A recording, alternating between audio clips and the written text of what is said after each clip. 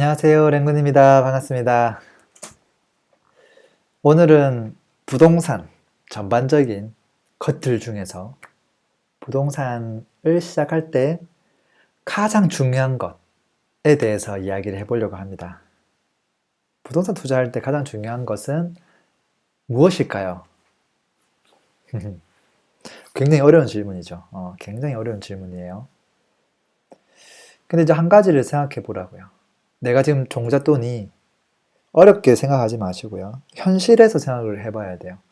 지금 내가 한 5천만 원 있어요. 5천만 원 있는데 서울 어딘가에 투자를 하고 싶은데 어디다 투자를 하면 좋을까? 금액이 너무 적은가요? 좀 올려볼까요? 1억이 있어요. 1억을 가지고 투자를 해보고 싶은데 어디다가 투자를 하면 좋을까? 굉장히 막막하죠. 그러면 가장 간단하게 답을 내린다면 입지 좋은 곳에 투자하세요 라고 답변을 드릴 거예요. 항상 맞는 이야기니까요. 근데 대한민국에 있는 모든 전 국민이 입지가 가장 좋은 곳에 투자를 할 수 있나요? 없죠. 마음 같아서는 입지가 좋은 것, 물건을 싹 다 사고 싶죠.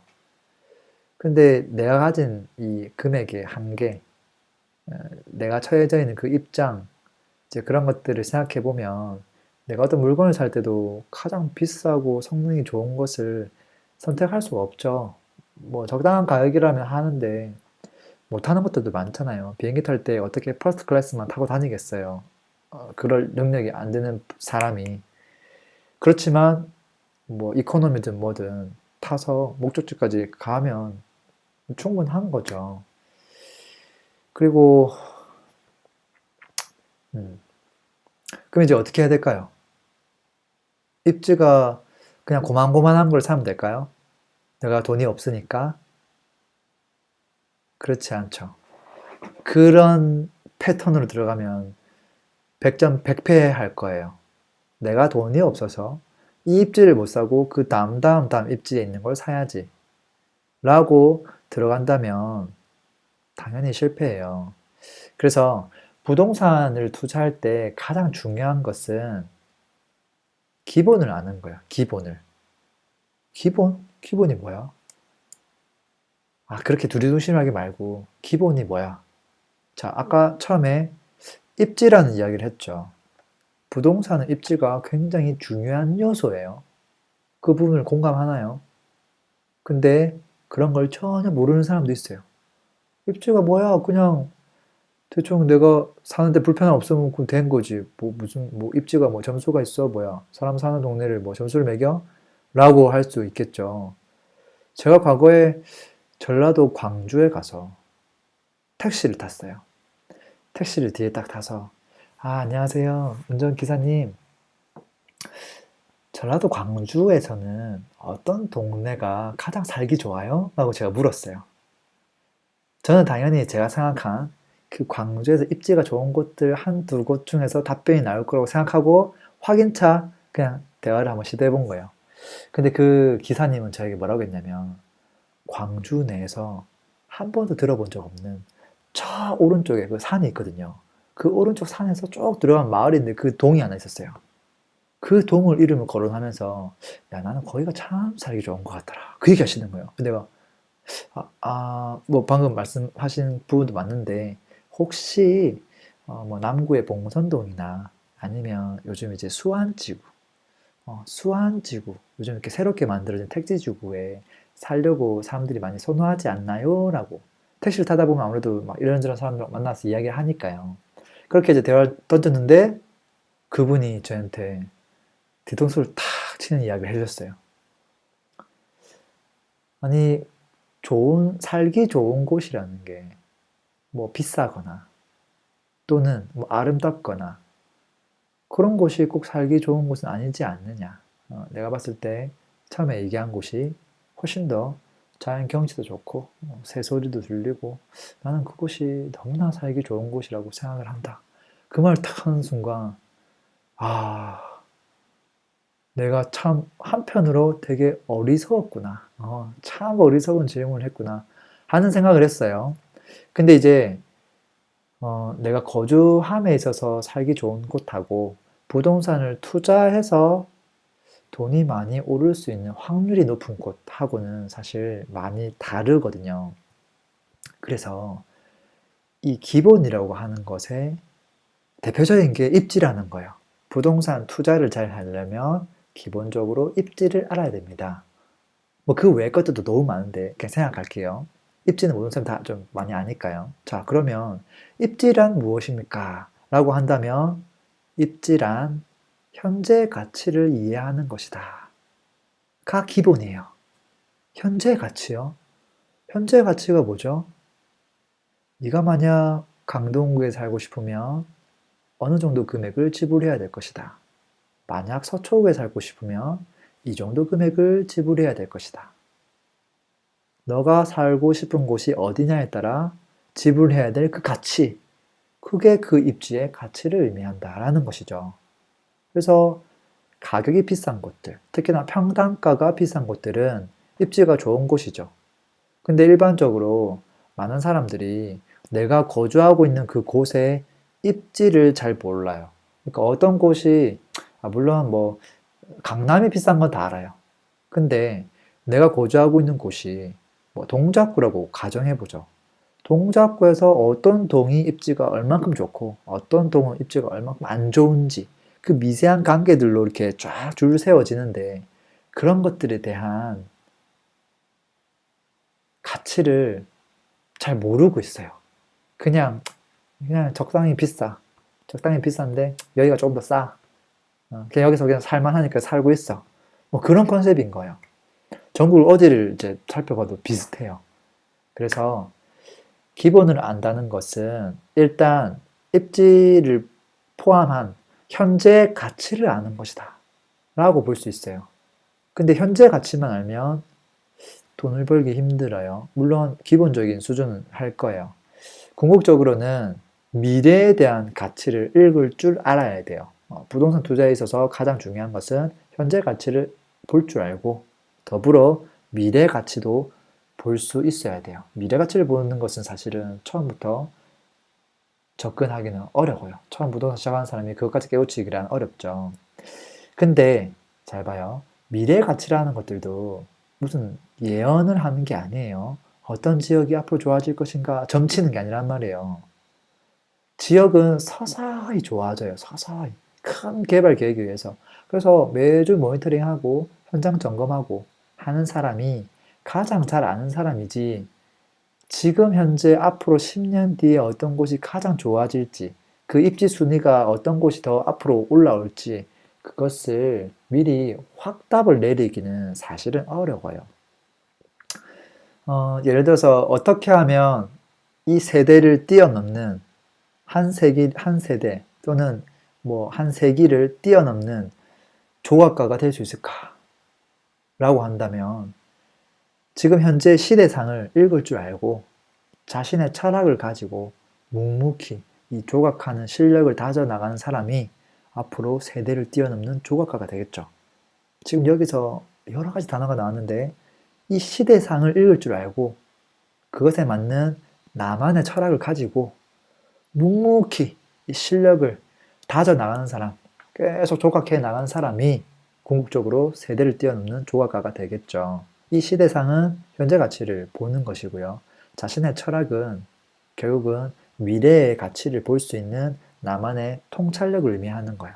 그리고 묵묵히 실력을 다져가는 것은 꾸준하게 그 지역들을 모니터링하고 발품 팔고 이제 그런 것들이죠. 그래서 요약해보면 제가 방금 얘기한 게 기본을 아는 게 중요하고 현재 가치를 아는 것 그리고 미래 가치를 아는 것 그것들이 순차적으로 필요하다. 방금 이렇게 이야기하는 이론들을 조금 더 현실 속으로 끄집어내면 이런 거예요.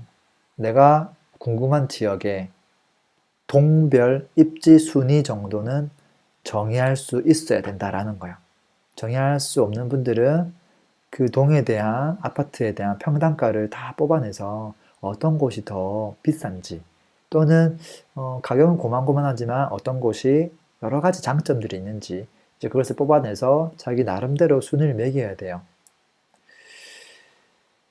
뭐 그렇게 이제 시작을 하는 거죠. 그래서 집사에서는 부동산 빅데이터 집사에서는 저는 이제 전국에 있는 동을 엑셀로 몇 번을 입력했는지 몰라요. 그 행위 자체를 동을 들여다보고 동 안에 있는 아파트 입지를 살펴보고 그 동에 대한 평균 입지 순위가 대략 몇 점 정도 된다라는 것들을 전국에 있는 모든 동, 그 동의 개수가 꽤 많아요. 너무 많죠. 근데 저는 그것을 제 손으로 한 땀 한 땀 최소 2번 이상 입력을 다 했어요. 다 했고, 근데 그것을 저만 갖기에는 좀 아까워서 지금 집사에다가 계속 올리고 있어요. 나중에는 클릭 한번 하면 그 시도 내에서 동별로 입주 순위가 아마 보여질 거예요. 당연히 그 속에는 랜드마크 아파트도 같이 보여줘야 돼요. 재밌죠? 처음 시작하는 분들 입지에 대한 공부하시면 좋겠습니다. 자, 두 번째. 두 번째로 부동산을 처음 시작하는 분들이 알아야 될 것들. 뭐가 있을까요? 그것은 비싸게 사지 않는 거예요. 사기당하지 않는 것. 함정에 빠지지 않는 것. 뭐 이런 것들이죠. 비싸게 사지 않는 것. 비싸게 사지 않는 것 자체가 굉장히 중요하면서도 한편으로는 그분들에게 굉장히 어려워요. 보통은 비싼 걸 사고 싶어 하세요. 그게 그럴싸해 보이고 좋아 보이니까요. 특히 그 신도시에 분양하는 상가, 한 4억 미만의 상가를 보면 어쩜 그리 사고 싶어 하는지 사시면 안 되죠.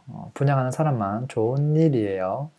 그래서 남들보다 가장 싸게 살려고 하면 아이러니하게도 그 싸다는 함정에 빠져서 사기당하는 경우가 많고요. 또 그게 아니라 아이고 그럴 거면 차라리 그럴싸하고 또 비싼 거 사지 뭐 하면 정말 최고가에 사게 돼요. 그 뒤로 이제 어려움을 겪게 되죠. 보통 이제 뭐 가전제품 같은 경우는 그냥 적당히 비싼 거 사면 그렇게 실패할 확률이 낮아요.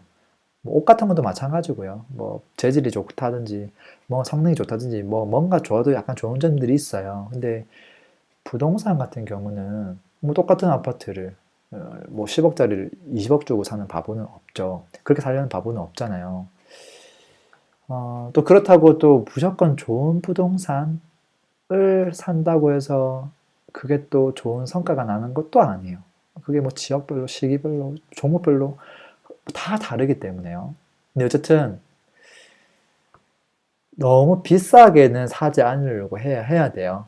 그리고 그러려면 처음부터 욕심을 조금 내려놓고 나의 로망들은 항상 내가 가진 자산이 있잖아요. 1억을 가지고 있는 사람은 한 3억짜리를 사고 싶어 하고요. 5억을 가지고 있는 사람은 한 7, 8억대를 사고 싶어 해요. 그게 뭐 투자든 뭐 실거주든 뭐든 간에요. 항상 자기 눈높이보다 한 단계 위 거를 항상 비교 저울질을 하거든요. 자동차 살 때도 마찬가지죠. 뭐 소나타 살까 고민하다가도 뭐 그랜저 갔다가 그 위에 등급으로 막 올라가잖아요. 그래서 일단 그 수준 자체를 비싼 게 아니라 조금 내려놓는 게 좋아요. 좀 밑으로. 어차피 뭐 이 정도면 그래도 내가 꼭 살아야 되는 게 아닐 수도 있잖아요. 그래서 너무 비싼 거 말고 일반인들에게 통용될 수 있는 것들, 이제 그런 물건들 위주로 접근하시면 좋겠고요. 이제 그 와중에 비슷한 정도의 수준의 물건을 조금이라도 싸게 사는 노력을 해야 되겠죠. 그래서 혹자는 이제 경매를 통해서 조금 더 싸게 살려고 노력하기도 하고요.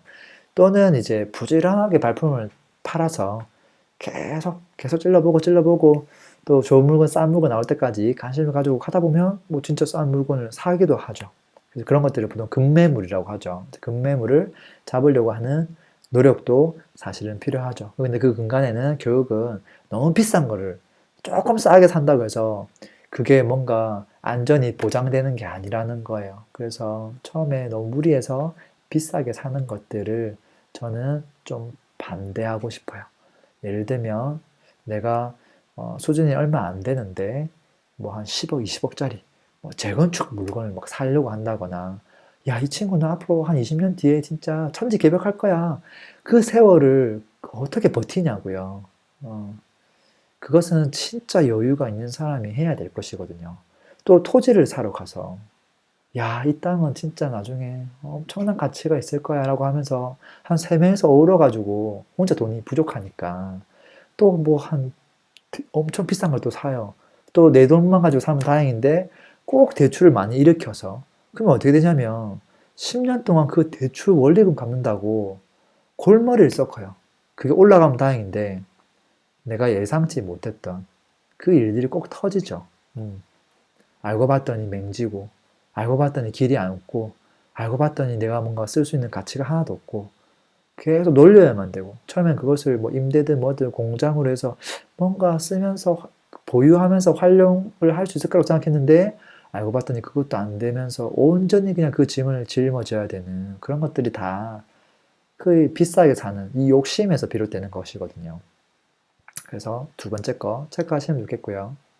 세 번째, 세 번째는 바로 부동산 타이밍에 대해서 알아야 돼요. 부동산 타이밍. 이 타이밍은 이런 거예요. 도대체 언제 사고 그 부동산을 언제 팔아야 되는지 그것에 대한 흐름을 이해하는 게 필요해요. 그런 것을 알려주는 곳은 거의 없어요. 거의 없죠. 그런 책도 거의 없고요. 뭐 그런 교육도 거의 없죠. 저는 이제 그런 것들을 조금 더 대중에게 정보를 주려면 어떻게 해야 될까 고민한 끝에 이제 부동산 기상청이라는 걸 만들었죠. 그 부동산 기상청은 결국은 집사의 메인 알고리즘이 되어서 부동산 날씨라는 그 메뉴 안에 탑재되었죠. 탑재되어서 현재 흐름은 어떻게, 지금 부동산 날씨가 어떠하고 지역별로 해당 지역은 앞으로 괜찮아질 수 있는지 없는지, 내가 지금 이 지역을 현재 매수해도 되는지 안 되는지 그 타이밍에 대해서 정보를 계속 제공해주고 있죠. 그래서 어떻게 하면 그 타이밍을 내가 찾을 수 있는지 그것에 대해서 욕심을 내시고 공부하고 하셔야 돼요. 자, 네 번째. 이 네 번째는 방금 그 세 번째하고 관련이 돼 있어요. 부동산을 언제 사야 되는지, 언제 팔아야 되는지 그것을 알려면 부동산 가격이 왜 오르고 내리는지에 대해서 먼저 이해를 해야 돼요. 그래서 지금 네 번째로 공부해야 될 게 부동산 가격이 오르고 내리는 그 이유, 그 원인에 대해서 공부를 해야 돼요. 한번 예시를 들어볼게요. 자, 언제 부동산 가격이 오를 수 있을까요? 지금 내가 아파트에 살고 있어요. 언제 이 아파트 가격이 오를 수 있을까요? 어, 지금 전방, 그러니까 한 100km, 나의 집을 중심으로 해서 전방 100km 쫙 시계 방향으로 한 바퀴 다 돌렸는데 새로 지어지는, 앞으로 10년 동안 새로 지어지는 아파트가 하나도 없다고 가정해 보자고요. 그랬을 때 우리의 아파트가 과연 올라갈 수 있는가? 만약에 내가 살고 있는 곳이 저 지방의 시골이에요. 시골이라서 여기는 아예 더 이상 개발도 안 하고 아무것도 안 하는 곳이라고 하면, 또 사람들이 인구가 막 떠나가고 그런 곳이라고 하면 공급이 없어도 집값이 올라갈 수는 없겠죠. 그렇지만 많은 사람들이 선호하고, 그리고 그 입지가 앞으로 더더욱 탄탄해지고 이제 그 정도 되는 곳이라면 당연히 공급이 없으면 집이 부족하니까 상승할 확률이 매우 높아요. 또 이유를 들어볼까요?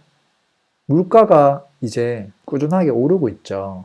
뭐 과거에 우리 교통비 같은 경우도 뭐 저는 뭐 회수권 이런 것들 뭐 100원이면 버스를 타고 했단 말이죠. 지금은 뭐 1000원, 2,500원 엄청 많이 내야 돼요. 교통비도 그동안 그렇게 많이 올랐죠. 뭐 짜장면 가격도 말할 것도 없고요.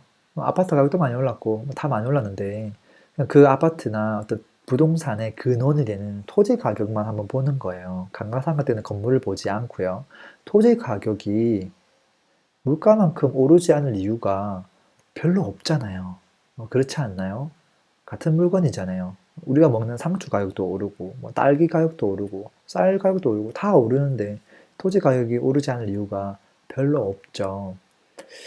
그래서 물가가 오르면 사실은 또 자연스럽게 부동산은 오를 수밖에 없다라고 생각하는 게 또 맞겠죠. 또 어떤 게 있을까요? 지금 내가 살고 있는데, 교통이 좀 불편한 곳에 살고 있어요. 불편한 곳에 살고 있는데, 이게 한 5년 뒤가 되면, 일단 집 앞에 걸어서 한 100m 거리에 KTX역이 생긴대요. 그리고 참 감사하게도 저기 서울의 일자리를 다 지나가는 9호선이 또 연장되어서 뚫리고요. SRT도 또 지나가고, 또 공항까지도 한 방에 갈 수 있는 공항 철도도 뚫리고, 뭐 심지어 GTX역까지 뚫린대요. 뭐 한 5개 역이 동시에 뚫린대요. 내가 살고 있는 이 아파트 가격이 오를 수 있을까요? 혹시 경기가 조금 안 좋아지거나, 아니면 금리가 조금 오른다거나, 그러면 떨어지지 않을까요? 어떻게 생각해요? 저는 어지간한 요소가 개입하더라도 상승할 확률이 너무나 높지 않은가라는 거예요. 거의 뭐 99.99% 정도 상승하지 않을까. 그리고 상승한다면 너무 큰 폭으로 상승하지 않을까라고 생각을 해요. 이제 그러면 당연히 개발 호재도 그 어떤 무엇보다 중요하다라는 거죠. 경기나 금리 이것과 상관없이 지금 내가 살고 있는 집이 천지개벽되는데 무슨 상관이에요.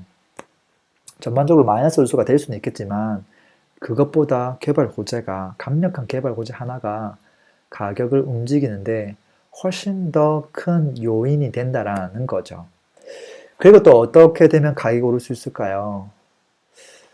만약에 내가 아파트에 살고 있어요. 근데 지금 전 국민이 아파트를 살고 싶어 해요.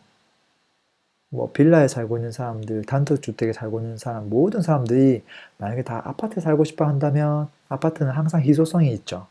희소성이 있기 때문에 가격이 오를 거예요. 근데 만약에 지금 아파트의 비중이 거의 50% 이상 절대적으로 많은데 아파트에 살고 있는 사람의 로망이 단독주택이나 빌라, 뭐 연립주택, 뭐 그런 곳에 사는 게 꿈이라면 어떻게 될까요? 단독주택이 더 많이 올라가겠죠. 당연히. 그래서 희소성과 이 사람들이 살고 싶어하는 그 소유욕, 그게 지금 시대의 트렌드가 어떻게 되는가? 그것이 아파트 가격에, 부동산 가격에 영향을 당연히 미치겠죠. 뭐 수도권에 있는 사람들 중에 한 절반이 나는 전부 다 내가 땅을 사서 건축해서 살 거야. 그런 마음을 가지고 실행에 나가는 사람들이 엄청나게 많다고 생각해 봐요. 그러면 땅값이 일단 엄청 오를 것이고요. 빈 땅이 없으니까. 그리고 그것을 짓고 나면 추가로 또 지을 땅이 없기 때문에 이미 지은 그 단독주택은 상종가를 치겠죠. 그렇죠. 그리고 또 부동산 가격이 오른 이유, 또 뭐가 있을까요? 너무나 많은 이유가 있지만, 그냥 제가 생각나는 것들 중에서 중요한 것들 순으로 한번 이야기해 보고 있어요. 자기 방어. 자기 방어에 의해서 가격이 올라가는 것도 있어요. 예를 들면 이런 거죠. 강남이 어떻게 보면 여기에 해당하기도 하고요. 또는 굉장히 고급 주거단지, 굉장히 고급스러운 주택단지가 있는 곳도 마찬가지예요. 우리 눈에는 보이지 않지만 길에 바리케이트를 치진 않았지만 사실은 눈에 보이지 않는 울타리가 쳐져 있어요. 이 울타리가 뭘로 쳐져 있냐면 가격으로 쳐져 있는 가격으로. 그 동네, 이 신기한 거예요. 어떤 동네에 가면 저기 성북동이죠. 저 위쪽에 가면 참 오르막길에 이 좀 별로인 동네 주택들이 담벼락은 엄청 높고 왜 이렇게 비쌀까? 울타리를 치고 있는 거죠. 장충동을 가도 마찬가지고요. 한남 유엔빌리지를 가도 마찬가지고요. 판교 저쪽 운중을 가도 마찬가지고요. 보이지 않는 울타리를 쳐놔요. 그 울타리를 뭘로 치죠? 울타리를 칠 수 없기 때문에 물리적인 울타리를 가격을 가지고 치는 거예요. 그렇게 해서 수준이 안 되는 사람은 들어오지 못하도록 자기네들끼리 똘똘 뭉치는 거죠. 그러면 그 지역은 앞으로 어떻게 될까요? 가격이 더 올라갈 확률이 있어요. 왜?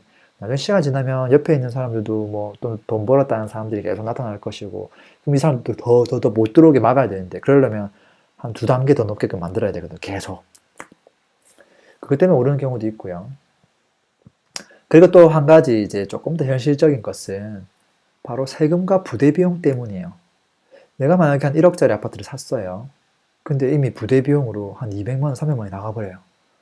뭐 취득세 한다고 뭐 100몇만 원 내고 또 그 복비도 얼마 주고, 그다음 법무사비한테 또 등기 소유권 이전한다고 또 주고, 부대비용이 막 나갔어요.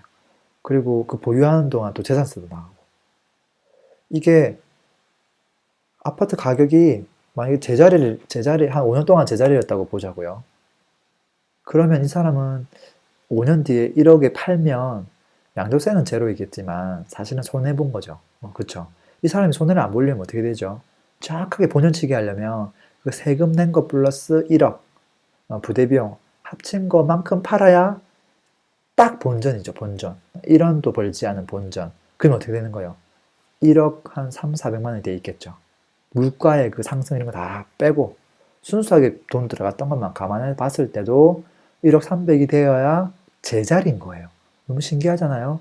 부동산 제자리에 있는데 거래를 그냥 했을 뿐이죠.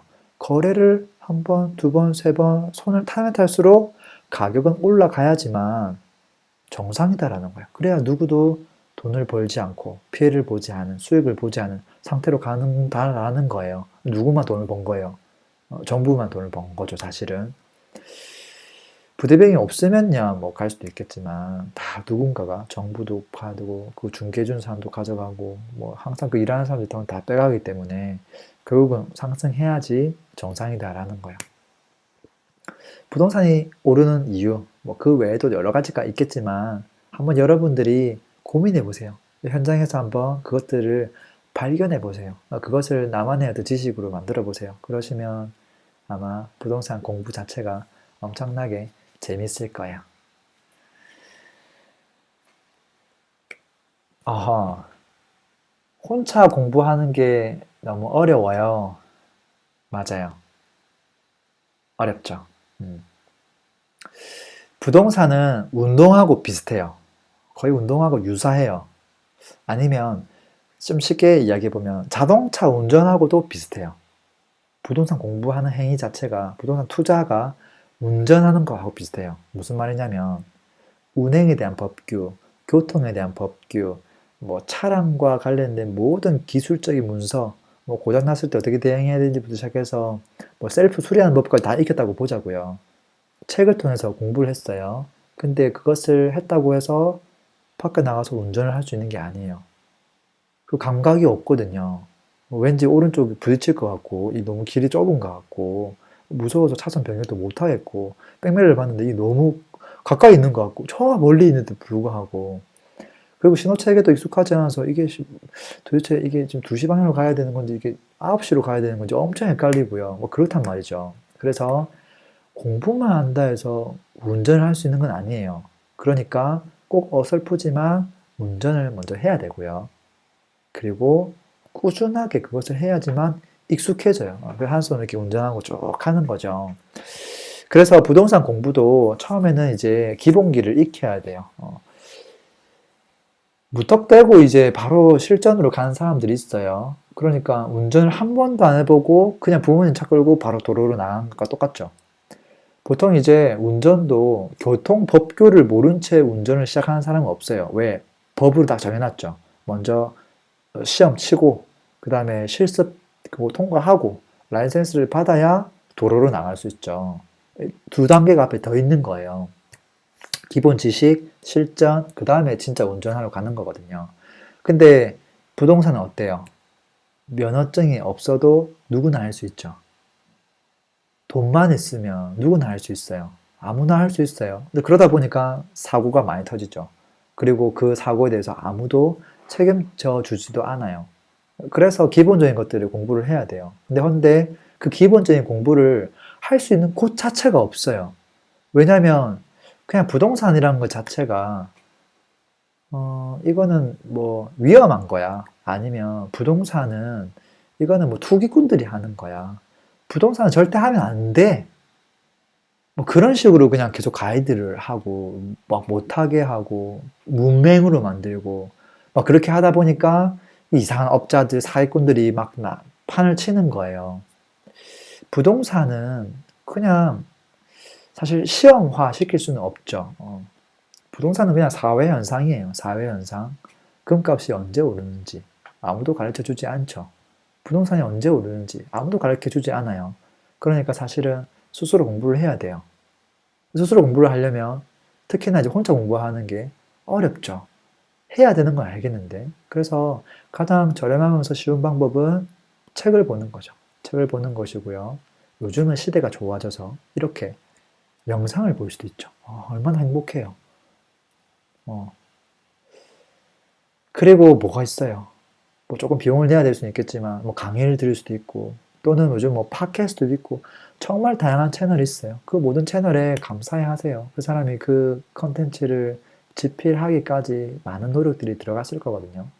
자, 그렇게 해서 기본기를 익혀요. 일단 익히고, 그 다음 뭘 해야 되죠? 발품을 가야 되죠. 발품은 뭐냐면 운전 연습하고 똑같아요. 운전 시험장에서 연습하는 거랑 똑같은 거예요. 발품을 간다고 해서 사건이 터지지는 않아요. 왜? 안 샀으니까. 사지만 않으면 사건은 안 터져요. 근데 발품을 안 가고 사면 사고가 터져요. 운전 연습을 안 해보고 바로 도로로 가면 사고가 터지는 거랑 똑같은 거죠. 지식이 있다고 하더라도. 그래서 일단 혼자 공부를 해야 되는데 책이나 영상이나 뭐 강의나 이런 여러 가지 매체를 통해서 기본기를 익히고요. 발품을 가셔야 돼요. 발품을. 처음에 혼자서라도 그렇게 해야 되고, 만약에 이 발품 가는 게 너무 어렵고 또 혼자 기본기를 다지는 게 또 너무 어렵다면 어쩔 수 없죠. 여러 사람들이 있는 곳에 소속될 수밖에 없어요. 그래서 좀 가장 쉽게 마인드를 바꿀 때는 독서 스터디로 가시면 좋겠고, 그리고 조금 준비가 된다고 하면 이제 마인드 바꾸고 기본 공부, 발품, 수수 투자하면 되는데, 그게 어려운 분들은 기본 공부, 독서 스터디 하고 좋은 강의 듣고 또 부동산 스터디도 요즘 많아요. 그런 스터디도 해서 내가 부동산에 대해서 지속적인 관심을 가질 수밖에 없는 환경에 계속 밀어넣는 거예요. 그러면 어느 순간 좀 익숙해지겠죠. 그것이. 내가 직접 뭐 하지 않더라도 계속 이야기가 들리고 또 그냥 같이 또 한번 가보게 되고 이제 그러다 보면 익숙해지고 나도 해볼 수 있지 않을까? 이제 그러면서 이제 되게 느린 속도를 차를 운전하고 싹 나가는 거죠. 초보 운전 뒤에 딱 붙여놓고요. 그렇게 해서 이제 궁극적으로는 다수가 아닌 혼자 운전을 할 수 있어야 돼요. 근데 이제 그 과정 속에서 사람들과 함께하는 과정을 활용할 수도 있죠. 뭐 그것도 나쁘지 않다고 봐요. 자, 제가 오늘 이렇게 해서 부동산을 처음 투자하는 분들이 알아야 될 것들 총 몇 가지 얘기했죠? 부동산 투자도 중요한 거, 일단 기본기, 그리고 현재 가치와 미래 가치, 그리고 너무 비싼 것을 사지 않는 것, 부동산 타이밍을 잡는 방법을 아는 것, 가격이 왜 오르는지를 이해하는 것, 그리고 혼자 공부하기 어려운 분들은 제가 알려드린 방법들을 활용하시면 좋겠다. 그래서 총 5가지 조언을 드렸습니다. 이상 랭군이었습니다. 고맙습니다.